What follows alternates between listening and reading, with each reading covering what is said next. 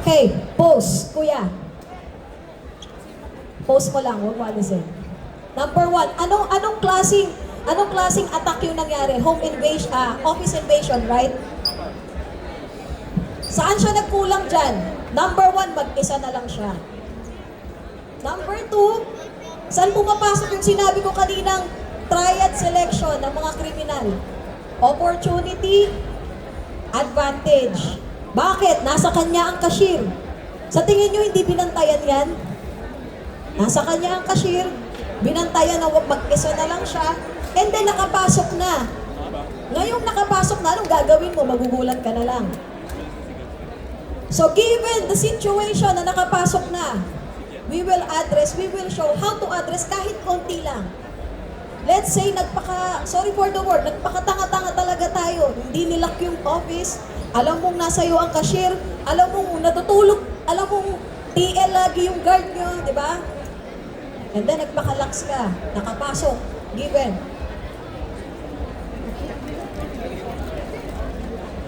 Just to address lang a bit. Okay. Pag may pumasok, narinig mo na, lingon na agad. Given, nakatalikod siya. May tumunog, may pumasok. Pagharap, nakita mo na, lumayo ka na. Number 1, best friend nyo palagi ay distance. Always create a distance. Balik. Creating a distance, kulang.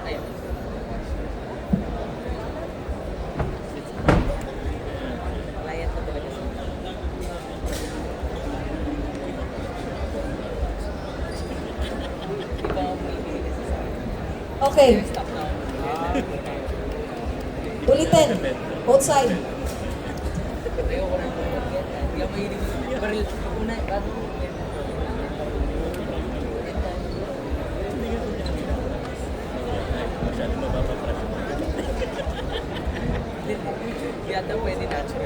Know how to use this. Kaya tayo nagtitraining. Imagine nyo, pinagtatawanan nyo yung mga FMA. Nagtidrill lang ganyan, di naman gagana yan. Yun ang akala nyo. It is always to create the muscle memory. Kaya kami may drill. It is to, kasi ito yung usual na body mechanics ng attack. So, anong gagawin? Ito. Instinctive. Yun ang tinitrain ng mga Filipino martial artists. We do not do BS in here. Kaya, most of the time, naiinis ako sa mga nagpo-comment, drill kayo ng drill, di naman gumagana yan. Shut up. Hindi yan gagamitin ng enforcers natin kung hindi yan gumagana. Simple as that. Second video.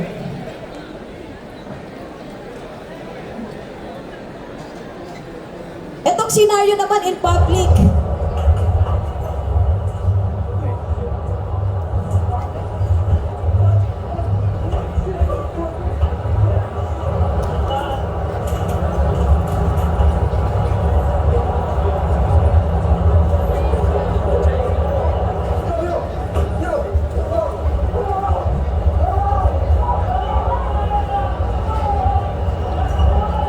Pause, kuya.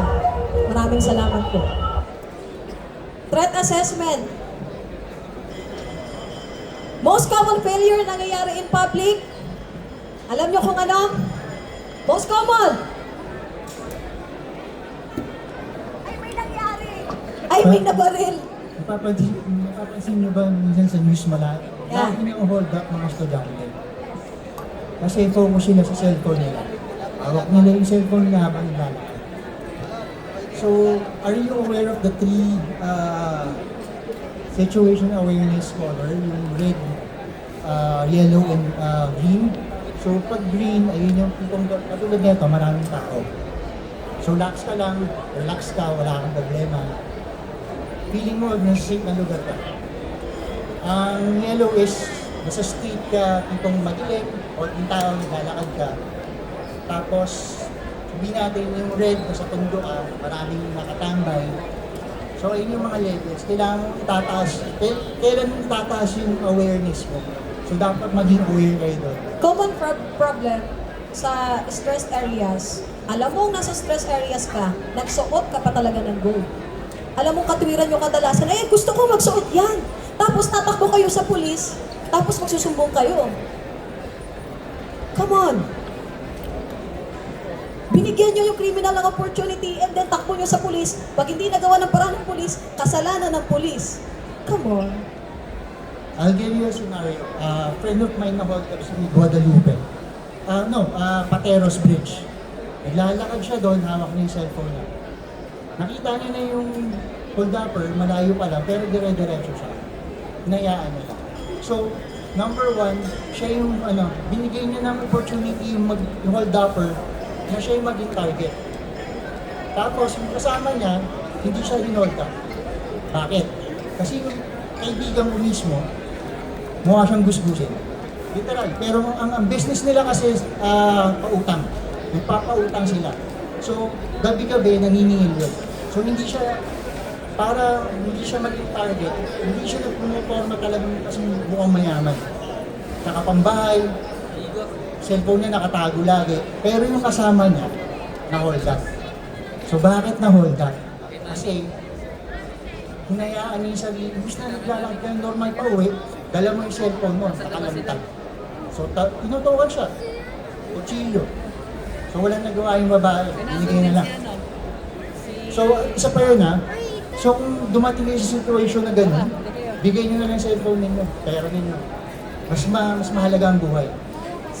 So, come on. What? Yung video, itutuloy namin and then we will address na just a bit again. Pakituloy yung video ko. Dr. Zar and Guru Jun will show it how to, kahit konti lang.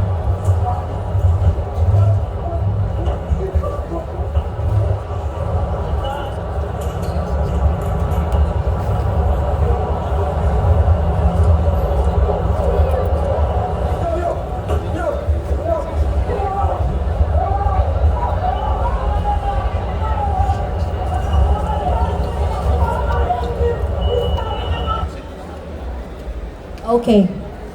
Given the scenario, in public, pag may enrage na, tumayo ka na, hindi yung inaabangan mo na na mangyayari. Basta si video mo ba? How's that? Come on.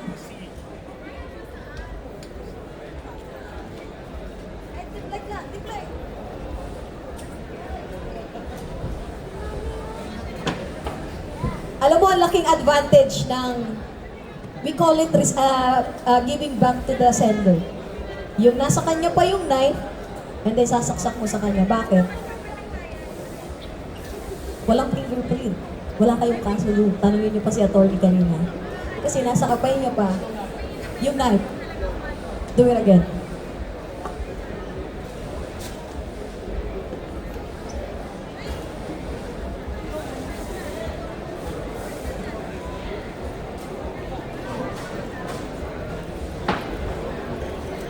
See? Hindi naman namin sinasabing magpakadalubhasa kayo ng tumbling-tumbling dyan, mga gaya ng judo, karate, etc. Kahit man lang i-equip nyo yung sarili nyo in worst case scenario, lalo na alam nyo, nowadays tumataas ang crime rate at sinisisi nyo palagi kung sino man ang sinong presidente nakaupo. Tandaan nyo, our personal security is our responsibility. Hindi kahit kaninong punyetang gobyerno, hindi kahit kaninong pulis, o kahit sino pa. Okay. Disarming. Okay. We will show another disarming related to this. In case merong dala. Okay. In case empty hand. Okay.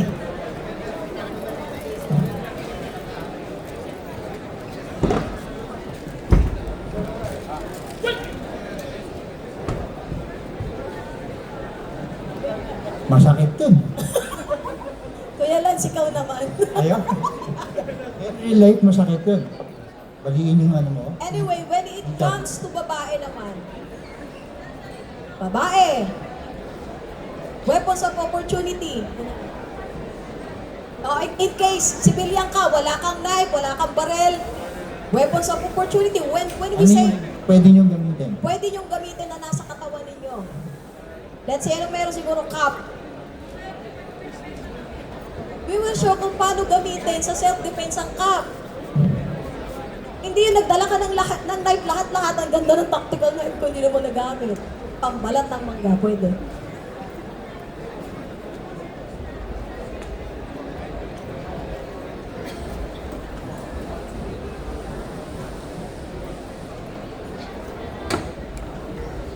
That happens.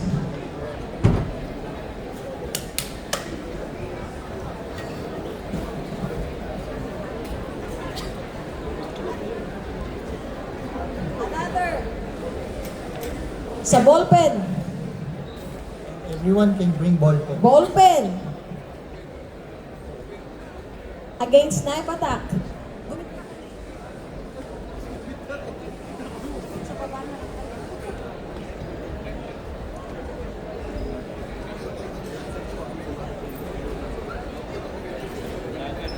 Against knife attack. Pero hindi yan basta guys, lalo sa mga kabataan dito, hindi yan basta ginagawa. Ha? Meron kaming maayos na training for that. Kaya, kung ako sa inyo, maghanap kayo ng mahusay na instructors. Is using just Marami ball na pens. magaling. Okay. Empty hand. Babae. Ako daw. Akin na yung mic mo. Patay tayo dyan. Okay, given the fact na wala talagang dala. Kasi ako, galing ko pag naglalakad sa madilim, nagdadampot ako ng buhangin. Batang Cavite, alam mo na. Ako ano, yung cable ng charger. Ba't ako makikipaggulo sa inyo? Di ba? Pero nag-iiba ngayon, syempre, nagtatrabaho na tayo sa mga, alam mo na, paano kung given the fact, dapat kasi lahat ng worst case scenario, isipin nyo, maaari. Hindi naman sinasabi mangyayari, pero maaari mangyari sa inyo. So minsan, may dala akong barbecue stick, nagdadampot talaga ako, lalagay ko sa bag. Barbecue stick. Yung bag ko mismo, pinangahampas ko. Yung boots ko, mabilis ako magtanggal ng boots, sabay takbo. Ako personally, gamit ko lagi. So, is cable ng cellphone. Tapos may locker ka, may lock yun. So, bumili ko ng 2 meters. Lalak ko din yung padlock. Ayun yung bit-bit ko. Pagpa-uwi. Para pag may scenario na hindi maganda, magagamit ko siya. Whip, ang lakas nun, masakit yun. So, anything you can use sa bag mo, payong, sombrero, cellphone, magagamit niyan as self-defense. So, Okay. pakita natin. Dito, ipakikita ko muna. Kasi alam ko na yung mga, basa ko na yung mga utak nyo eh. Pag nag-demo kasi, ang sasabihin nyo, hindi gagana yan. Yung drill na yan. Ngayon, again, ginagawa namin ng drill. So, Filipino martial art is to build muscle memory na magiging instinctive kayo kahit anong klase ng attack yan. Tulog kayo, may umatak yan. Nangyari sa akin yan, I'm not kidding. And by the way, just to honor the presence of our my friend and my former tuhol, Apollo Ladra, from the US, he's here. Tuhol Apollo. He's also PTK under our Grand Tuhol Supremo ng Pikiti Tir Sakali Filipino Martial Art. He's based in the US and he's also teaching the US Naval doon. And pati dito sa atin, mga reservists. So, yeah. And our teacher naman, nasa US, so next time siguro. Anyway, we will show the drill. The drill na pinagtatawanan ng karamihan na hindi alam na nagbibuild ng natural defense ng katawan instinctively. Ini-explain ko na sa inyo bakit may drill ang Filipino martial art.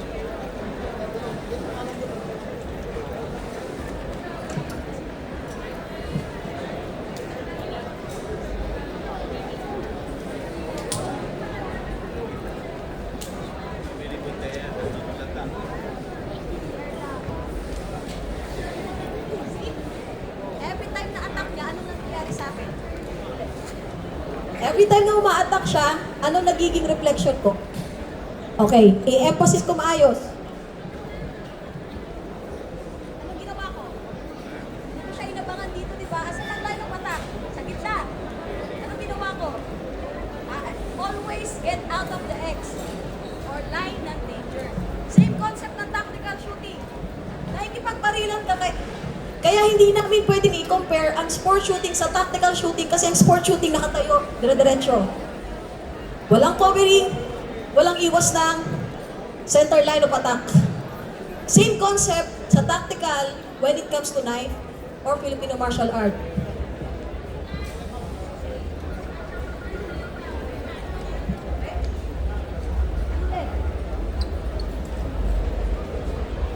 Abangan lagi yung knife. Abangan nyo lahat yan.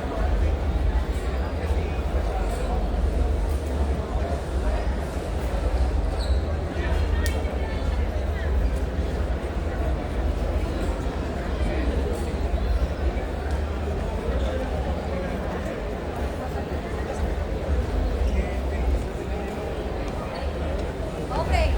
This is the attack na. Nag-build ka na eh.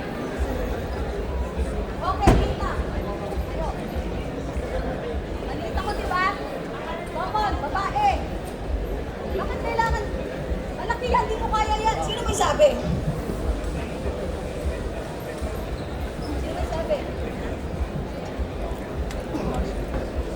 Ulat.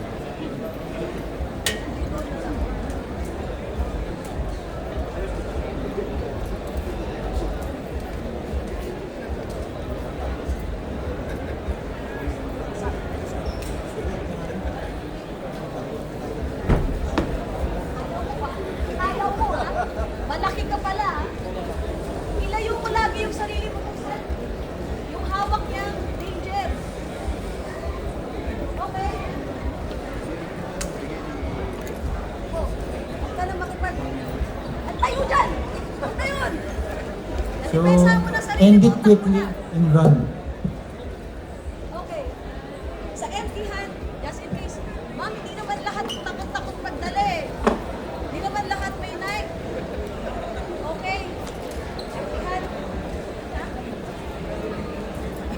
Ang scenario. Okay, ito. Alam ka naman dito sa isa. Dito ka. Hindi ka na lang. No. Distance. The distance. Dating ang distance.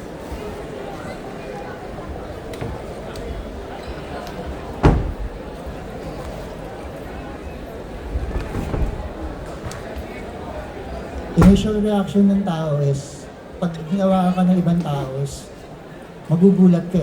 So, doon papasok yung muscle memory ng training. Kaya kami nag-drill ng ganyan. Kala nyo nagagaganyan lang kami sa drill. No! Ulit. It has its Hindi kami purpose. nagtitig-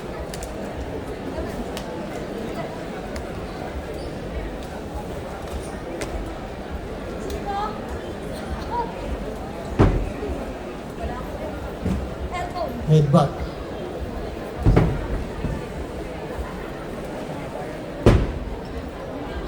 Then, run.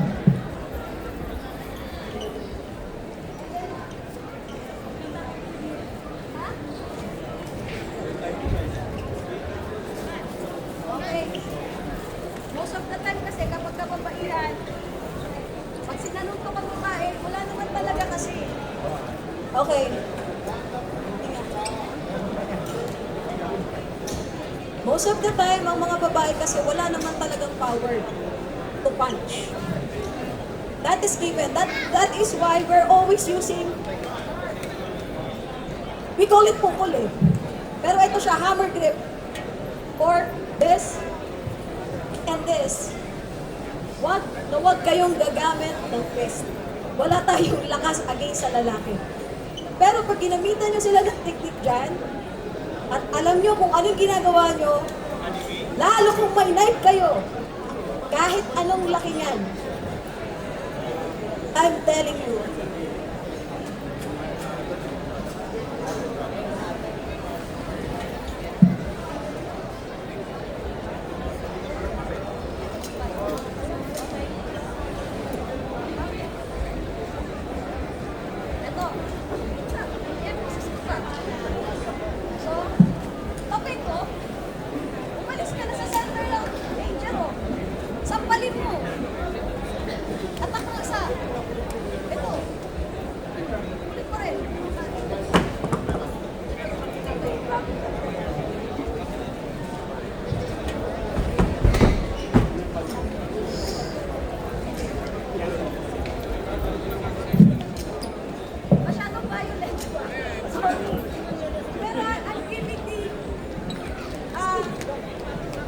possible scenarios kasi most of the time, ang mga students ko puro babae. Ever since. So, most of the time, ma'am, ate, bawal kasi yung knife. Bawal din mag-carry. Etc. etc. Okay. Empty hand. Ang kilang palagi, eto pa yan.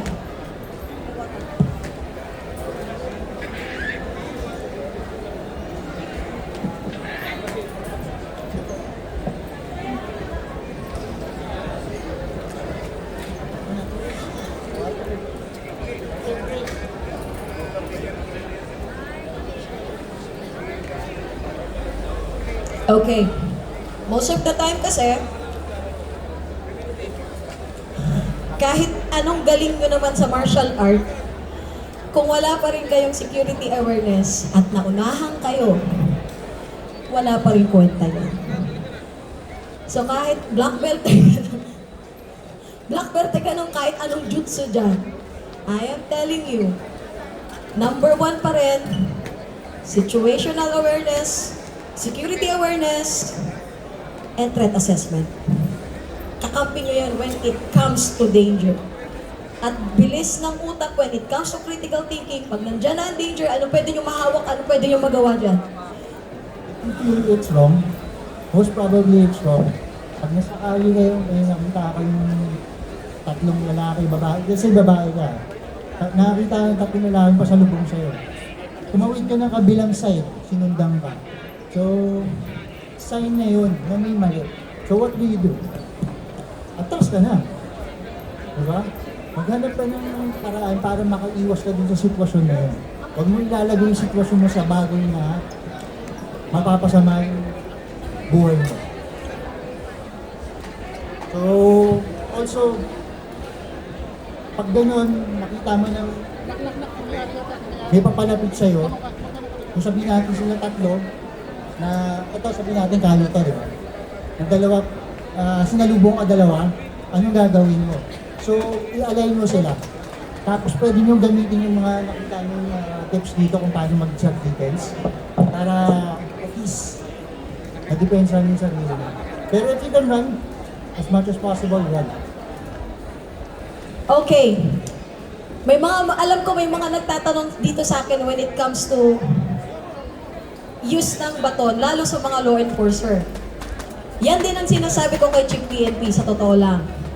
Palagi kong ina-address sa kanya, Chief, yung mga tao mo para hindi, most of the time namamaril kahit kaya naman sana ng kamay. Ang sabi niya sa akin, pumunta ka sa opisina, pag-usapan natin yan. So, mangyayari niyan, hingi ako ng tulong sa mga FMA teachers regarding that. I cannot do it my own. So, knife against baton, meron kasi tayong 21-foot rule na tinatawag, hindi ba? Alam naman natin yun, nandito kayo sa gun show, most of people na nandito, alam ang rule na yan. Okay? Pero, given the chance, kagaya ng mga kumakalat sa Facebook, yung cuff ko, bolo against the long rifle, oh, come on. May chance na sanang ipanghampas na lang yun para hindi niya na pinagbababaril yung nag-attack ng bolo. Inulit-ulit ko pag-aralan yung video and it was like, oh my gosh. Yun yung mga senaryo na alam ko kaya ako naintindihan ng Chief PNP that time nung sinabi ko to sa kanya. So, given the baton, sige, may baton ng law enforcer o kung sino man, ito kasi pinaka-safest na dala din ng civilian. Hindi na question to, lalo babae. Hindi na kukumpis at mas less lethal. Pero pag kahit anong hawak ko, lethal sa akin kasi. So, yeah.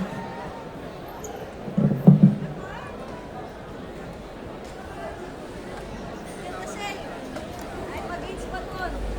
Like yan, actually, kung masasakto lang mo may nag-a-attack niya, bakit di mo pa hampasin? Inantay mo pa talaga kung lumapit sa'yo. Pero kung talaga nakalapit na rin siya, Kung nakalapit na rin talaga siya, well, ginagawa kasi namin yung drill to develop the muscle memory pa rin.